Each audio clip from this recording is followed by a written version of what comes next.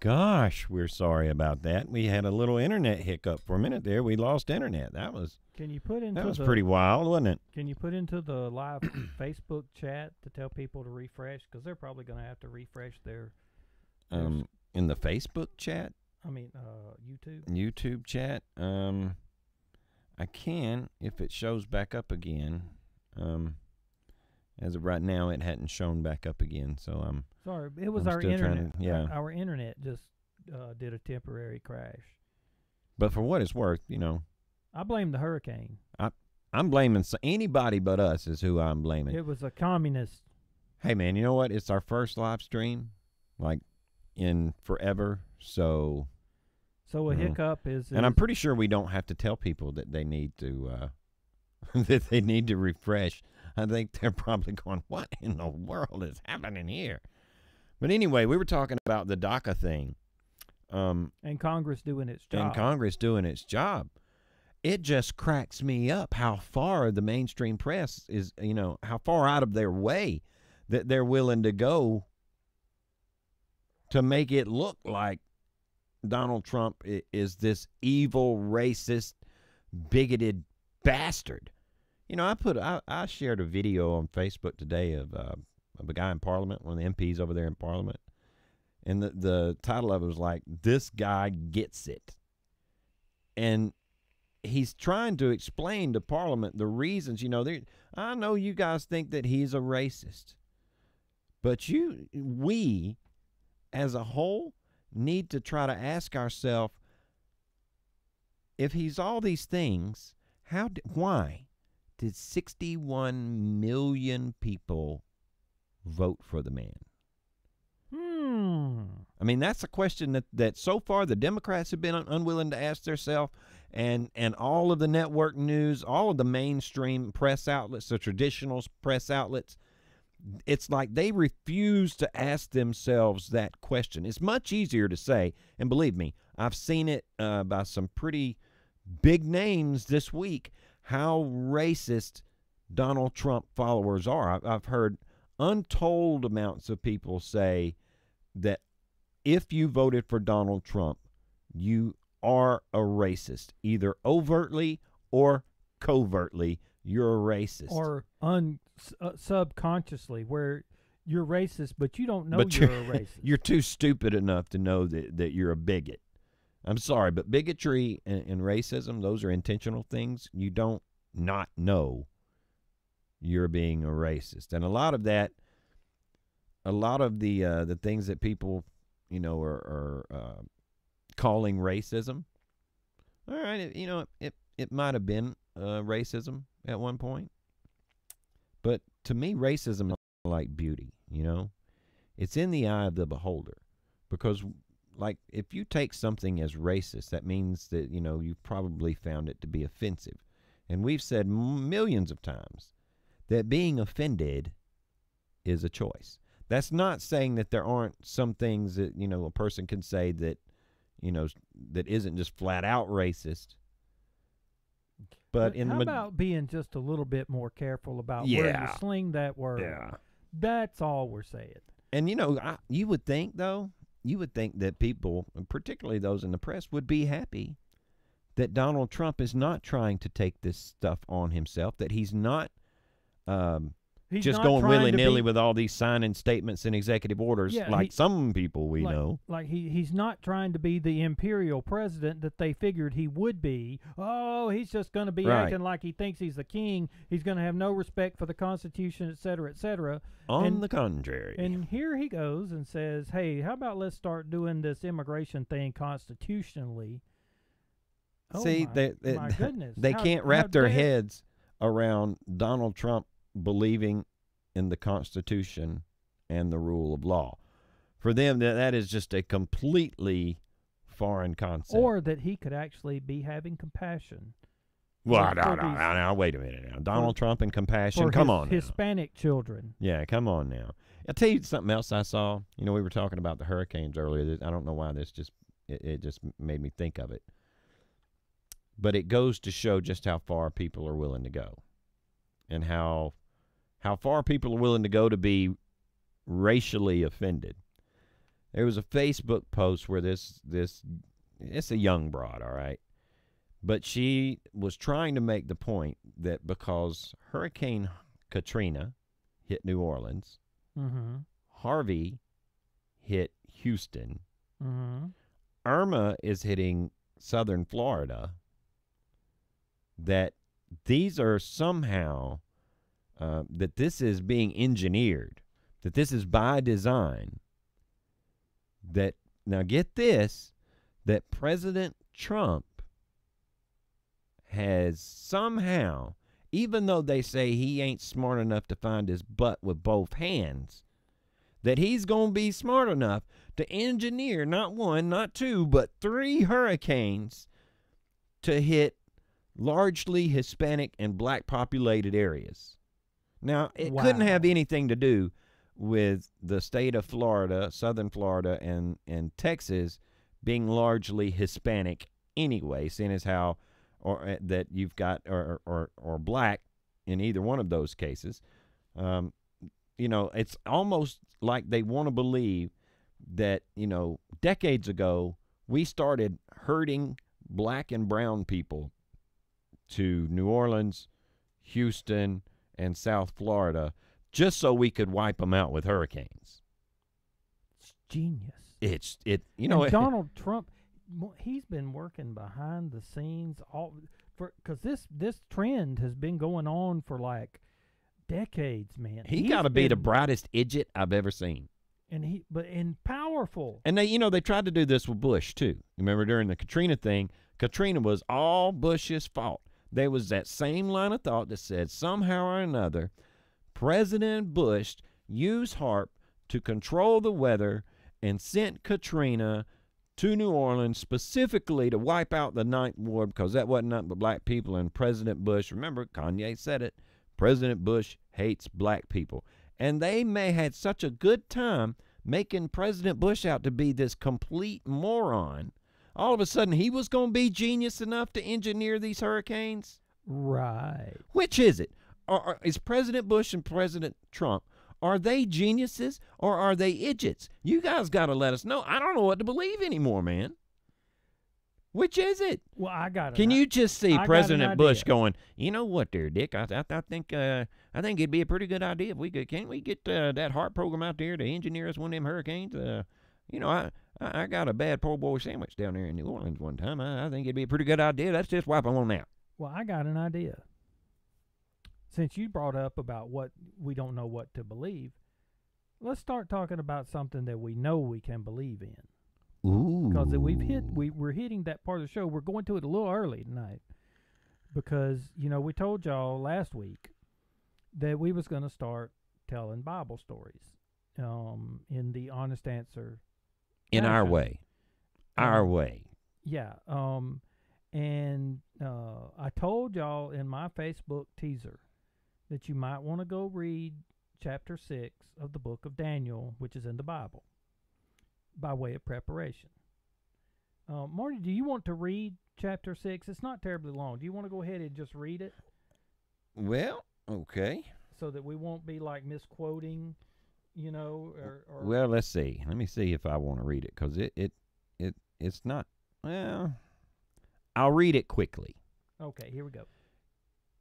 Darius divided his kingdom into 120 states, placed a governor in charge of each one. In order to make sure that his government was run properly, Darius put 3 other officials in charge of the governors.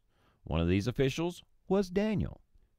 And he did his work so much better than the other governors and officials that the king decided to let him govern the whole kingdom. By the way, I'm reading from the contemporary English version of the Bible. The CEV. Yes, just a little bit easier for folks to understand. Picking up at verse 4, the other men tried to find something wrong with the way Daniel did his work for the king. But they couldn't accuse him of anything wrong because he was honest and faithful and did everything he was supposed to do. Finally, they said to one another, we'll never be able to bring any charge against Daniel unless it has to do with his religion. They all went to the king and said, Your Majesty, we hope you live forever.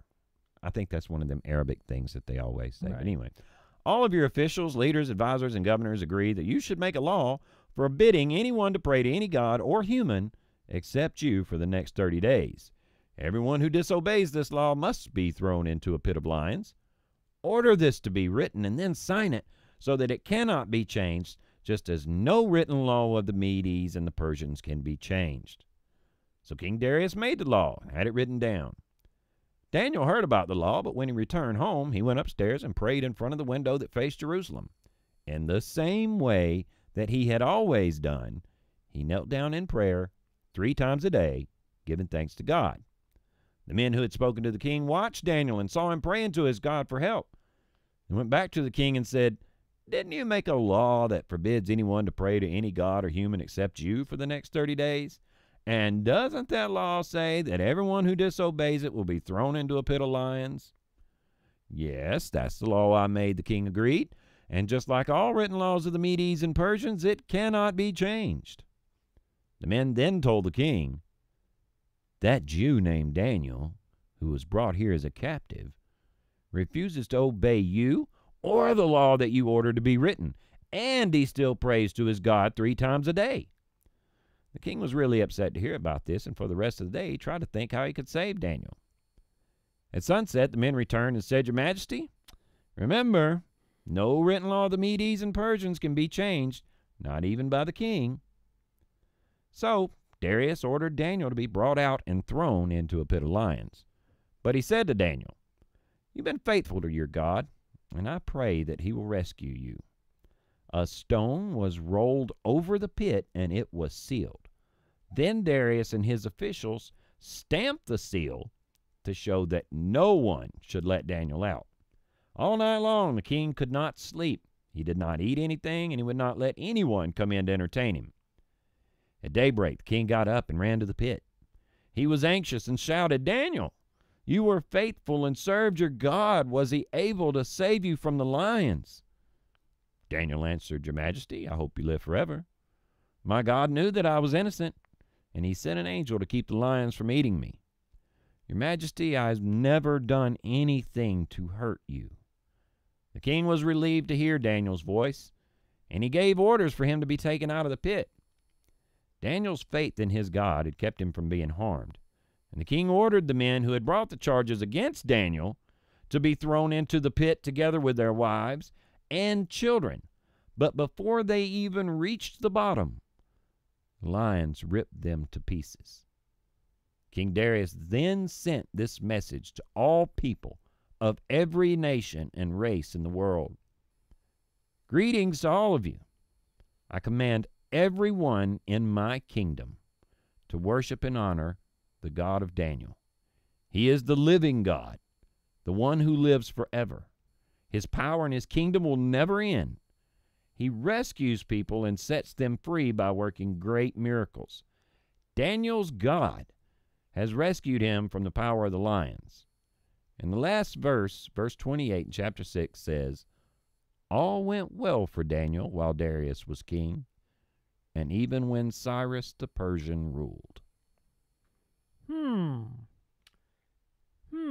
It's one of my favorite Bible stories. But you know, when we're kids, man, this is what we get. Daniel was faithful to God, and he prayed 3 times a day facing Jerusalem. Daniel and his people, the Jews, had been taken captive by the Persians, and Darius was the king. But Actually, by the Babylonians, and Right. then by the Persians. Right. Well, at that point, see, God was still, he was a little bit hacked off at his people, and he had told them, if you guys don't turn from your wicked ways, and I'm just going to open up the gates. I'm going to let your enemies have at you for a little while, and then maybe you guys can remember who I am. So during all this time, Daniel's been taken captive. Well, in the children's story, you know, we hear about the king said, "You got to pray to me," like it was the king's idea. And then we're told that, you know, when the trumpet sounded and everybody else was praying, Daniel's like, "No, I'm praying to my God. That's what I'm going to do. I'm going to pray to my God 3 times a day." And then the king shut him up in the lion's den, and that was it. You know, when the angel held the lions' mouths shut, Daniel was saved. As kids, that's all we get. And it's the meat of the story Sure. But there was a lot going on there. For starters, you've got these people that wasn't really happy with Daniel. Now, They were jealous. Well, Daniel was a Jew. Because you remember, they referred to him, that Jew, Well, in the Daniel. in the King James Version, he was one of them captives from Judah. Uh-huh. Those people. From the Ninth Ward. Even though you like Daniel, and see, Daniel was really good at interpreting dreams, and man, God bestowed a lot of talents on Daniel. And even in that story there, it says that Daniel did his job better than everybody else. He had been made a governor. And these, if you think about all the Disney movies we've seen or the movies on TV, where there's always a grand vizier who gets in the king's ear and is trying to steer him, to be the power behind the throne. And Darius had, 120 of them? He had a boatload. Well, a bunch of them had came in. They're the ones that came to the king and said, people shouldn't be praying to this Hebrew God. Well, and not to mention, in the King James Version, it said, that part of Daniel's job was to see that no damage was done to the king. In other words, he was going to look over the books. Now, do you think maybe some of these guys, some of these 120 people who was so hacked off, you think some of them might have been doing something a little hinky? I mean, this doesn't say it exactly in Scripture. But, I mean, we're just thinking a little bit deeper here in the story. You think they might have been cheating a little bit and might have been doing a little? No. Well, maybe a little bit. Okay, so maybe a little bit. They put Daniel, they put the king into a tight spot because, Nebuchadnezzar, when Nebuchadnezzar ruled over Babylon, he was an absolute despot. He could kill whom he wanted to kill or not kill him. And did. He could change any law he made or not change it. Okay, but that's not how the Persians worked. The Persians worked to where if the king made a law, even he couldn't change it once he signed it. Okay, so they used that against him. And the king, the thing is, he liked Daniel. Because you think Daniel was a good dude. He did his job. Think about everybody that's got a job, think about your place of employment. If you're the one working, you always see somebody over there not working, right? And the people who ain't working always hate the people who do the work. You know what I mean? Right. There's always that little jealousy there. It's like, I don't know why the boss likes them so much. They ain't nothing special, but they're the ones that are actually doing their flipping jobs. Okay, and, they're usually, thinking somehow the boss is going to be too dumb to know anyway who's actually doing the work. Because there's people who go and take credit for other people's work, and they think that the boss ain't going to know who actually did the work because they tend to think the boss is stupid. Right. Okay, so these people, they gave Daniel literally the shaft. They gave him because they set him up. They set him up, and they put it's a shaft, a pit.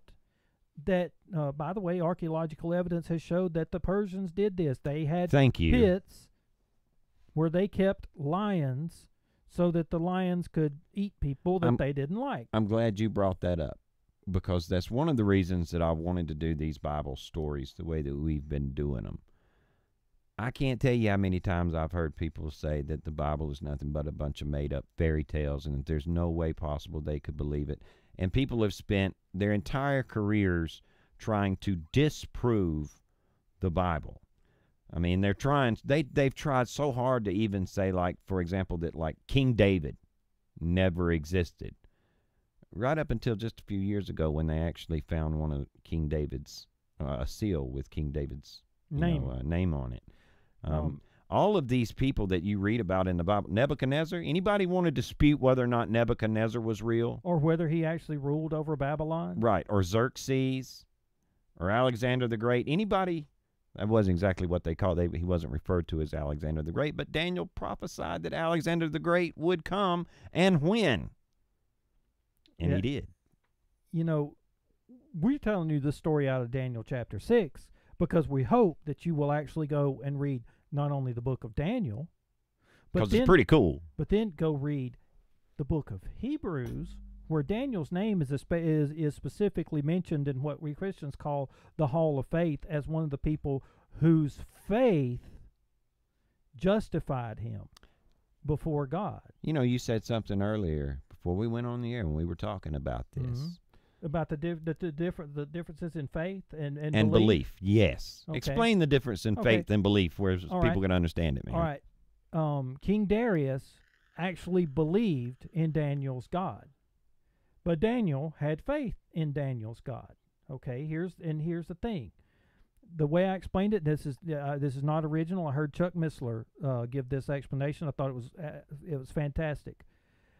I believe that this chair I'm sitting in will take my weight and hold me up. That's belief. It's stretching belief, I got to tell you, because you're kind of fat. Well, yeah, but the faith part is when I actually sit down in it. Right. And know that it will hold my weight. You know, I can look at the chair and believe it, but when I sit down in it, that's demonstrating faith that the chair will hold me up.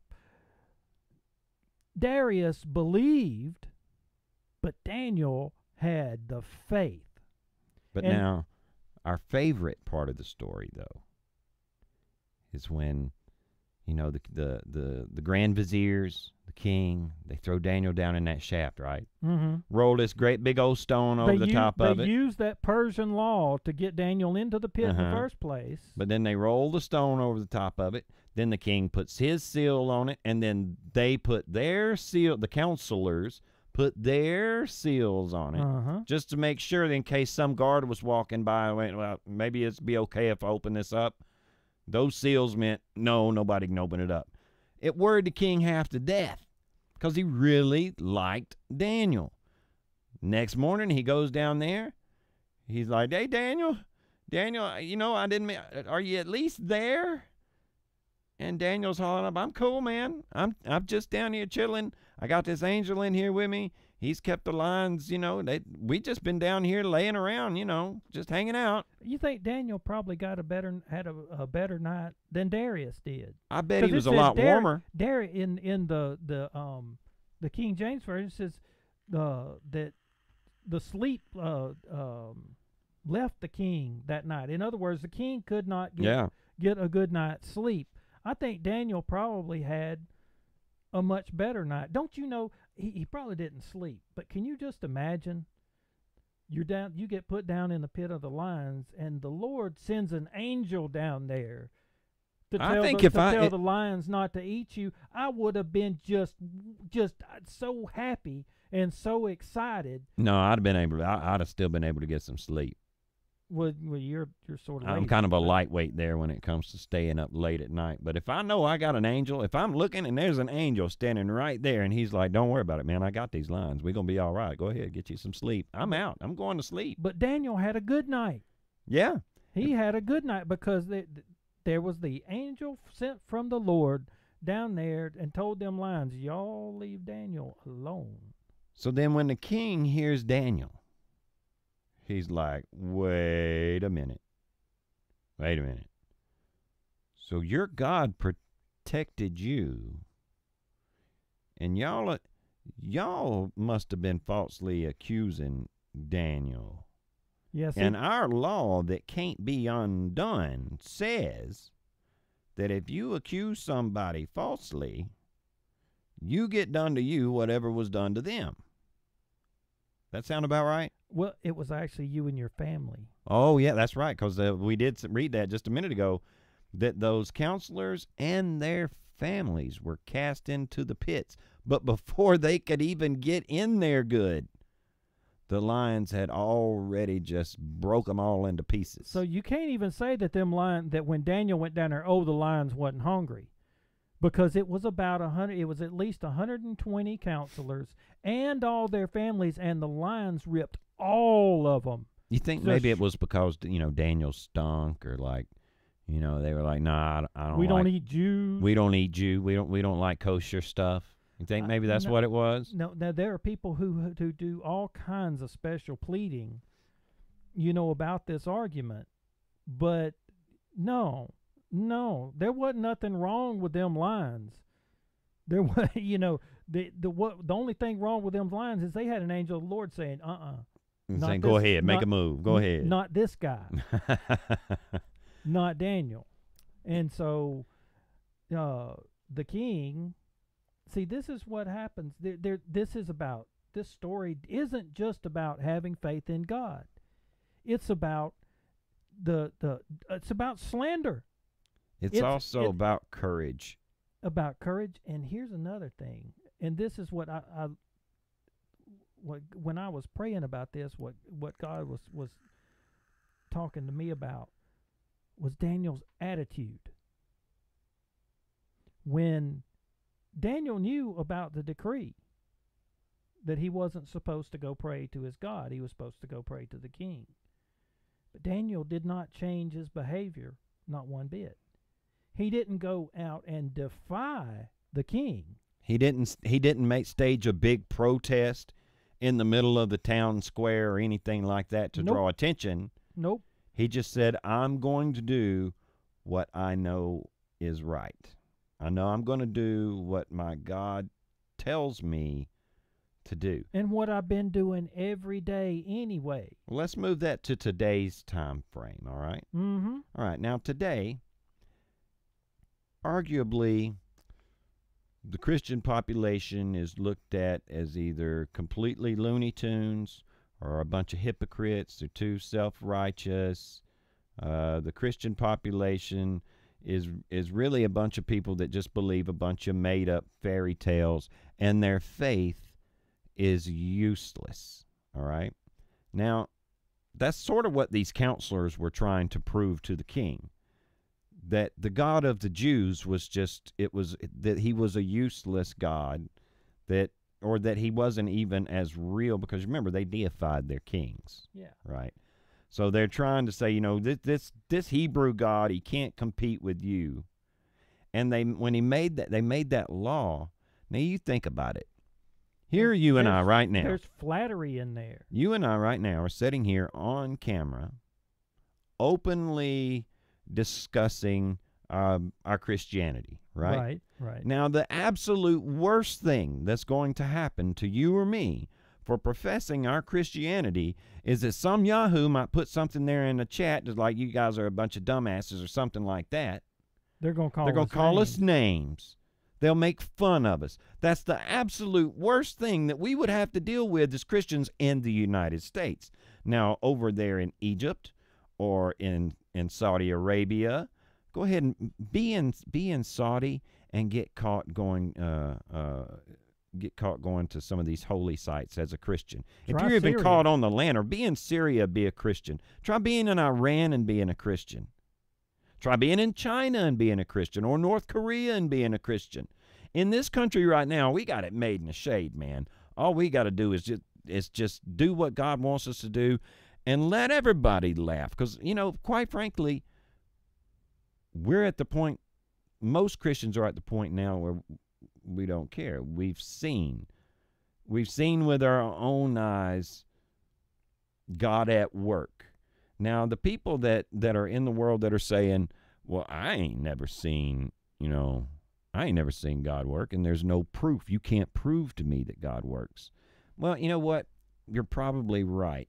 As long as you have never cracked the Bible and read it and studied it, as long as you've not attempted to understand Christianity, of course nobody's going to ever be able to show you the proof of any of that thing. What is the verse in the Bible? Faith is the substance of things hoped for, and the evidence of things not yet seen. But here's another thing I'd like people to take away.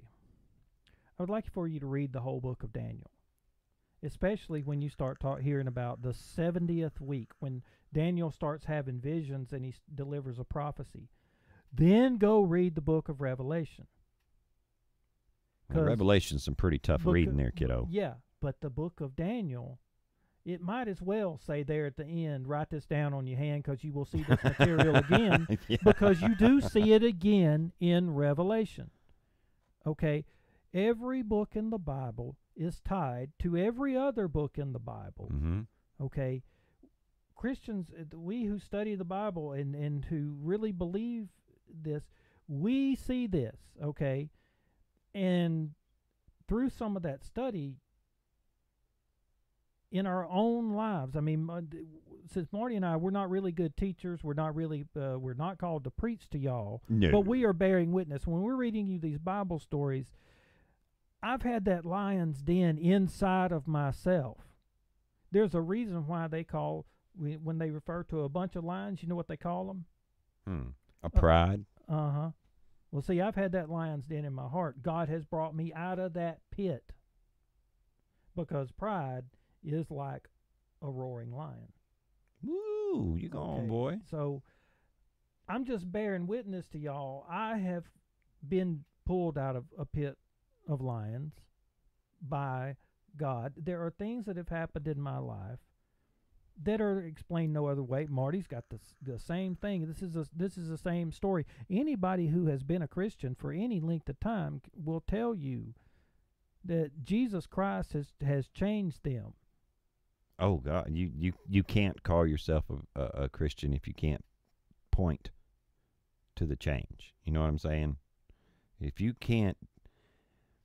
call yourself a Christian and you can't answer the question, well, what changed you? What about Christianity made you change? What about this Jesus fella made you change? Yeah, if you don't have anything that you can point to, I'm not saying you ain't a Christian. I'm just going to say maybe you want to re-examine. You may want to reevaluate. Yeah, there's a lot of people today that call themselves Christians. That's part of why we've gotten such a bad rap, is because of the sheer volume of people who call themselves Christians, who put themselves under the Christian label, but have no idea what it means to be a Christian. To be a Christian, you know, we take that from the name Christ, that we are supposed to be following Jesus Christ's example. Jesus said, if you want to follow me, you got to pick up your cross every day. And by pick up your cross, that don't mean, hey, this is going to be a cakewalk, happy fun time, we're all going on a picnic. Picking up your cross means, you know, some heinous stuff is probably going to happen to you. There's going to be some just because of me. There's going to be some burdens that you're going to have to carry on behalf of Christ. And, you know, thank goodness we've been blessed. Our burden, the worst that's happened to us is we've lost a few friends who probably really wasn't. More than a few, actually. You know, and people have called us names. Oh, and that's just killing me. Yeah. I got to tell you. So, you know. Calling me stupid or telling me that I believe in a bunch of fairy tales. Oh. But. Oh, I'm wounded. I have had the Lord humble me, take my pride away, and I'm a better person for it and much happier. See, we're warriors, Marty and I, but we're very, very happy warriors. Never been happier in my life. Every single day I wake up, I'm a better man than I was the day before. Not because of me, but because of Jesus. And that ought to tell you just how much work Jesus can do. Because he's a piece of crap. I'm just saying. Yeah, I mean, where I started out from, you know, Jesus had his work cut out for him. But every day, there's another change, a better change. See, the best part about Christianity to us is that it ain't about where you've been. It's about where you're going. That's right. It's about from today on. Well, all right, dude, look, we are at the end of our rope here. Thanks to everybody that was bearing with us here. We appreciate your patience. I'm sorry that that Cable One decided to have a little internet hiccup while we were right in the middle of talking. But there's more to come. I've got a couple of videos that I'm going to be putting on the website this week. And we told y'all back in January? Yeah. That things were going to be happening in 2017 that you hadn't seen yet from Honest Answer. Well, looky here.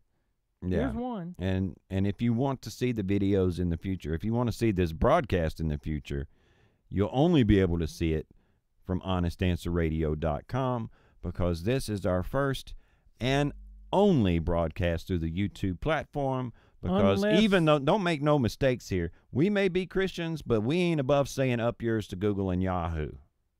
We're not you're not going to get the chance to demonetize or to take our videos down and put them to where they're not able to be seen.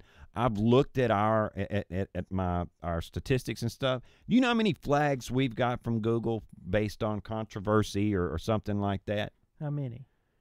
I lost count at like 20. I think it was 27s when I lost count. And we ain't done that, man. The thing is that our videos come from Spreaker. You know, it's a video in this all audio. So it's not like we've been making this big career out of YouTube. They ain't even gotten hardly any views on them, but it's because YouTube keeps burying them. And, you know, the only attempt at monetizing we've ever done is that little donate button. Right down there below the player that says donate right here. And we have received donations. Thank y'all. There's been a few. Not to mention, you know what, man? I don't want our videos on YouTube when there's going to be ads popping up before people watch them. You know how many people got ad block on YouTube anyway for that reason? Because people don't want to sit through that crap. And so we will be monetizing. There are some things coming down the road, which I hope y'all will be as excited about as we are when they come out. Different ways of monetizing, but it will be through giving you something. There will be an exchange. If you give us money, you're going to get something in return. Either way, we're gonna be like them sisters from the Pointer Sisters we're song. We're gonna be doing it for ourselves, girl. You just don't know. Because there won't be that. We're not going to depend on any of these liberal-owned platforms. Nope. Rather, these leftist-owned platforms are not going to control whether we go on the air or whether we do what we want to do or not. And it's not up to them. We'll carry the bandwidth. You know, what and the heck? We'll let our web host worry about that. Let's put it this way. Y'all can believe it, or you can have faith in it. Me and Marty have faith in it that we're stepping out. Right on. Well, all right, guys. We will see you next week about this same time, about 6 p.m. Central. So you guys hang in there. Please act like you got some sense towards one another. Good night, y'all. And we'll see y'all next week. And you still can hear me singing to people who don't listen to the things that I am saying, praying someone's gonna hear. And I guess I'll die explaining how the things that they complain about are things they could change, hoping someone's gonna care. I was